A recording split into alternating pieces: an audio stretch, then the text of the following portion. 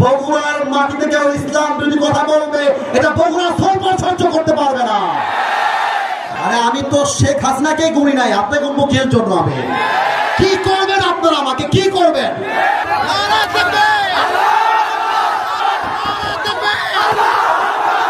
আজ থেকে কেউ যদি বাধা দেয়, তোমরা আমার বাংলার যুবক ভাইরা ওদের বাবার নাম ভুলা দিবে।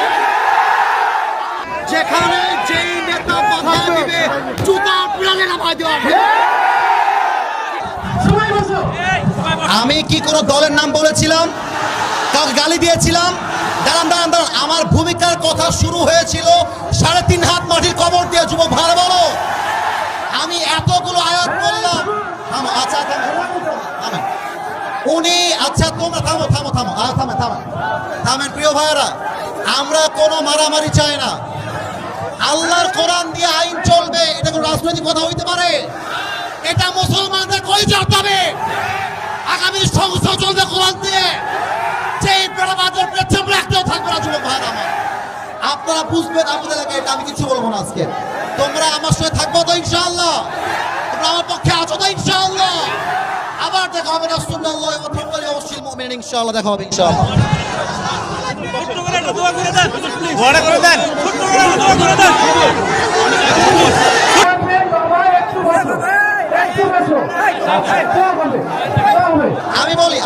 আমি বলি ক্ষমা চাওয়া লাগবে, ক্ষমা চাওয়া লাগবে, ক্ষমা চাওয়া লাগবে। এখানে আমি সামলাইতে পারবো না। ওনাকে ক্ষমা না চাইলে মাফলে তো হবে না। যুবক ভাইরা আমার, বাতিলদেরকে ছাপ দিয়ে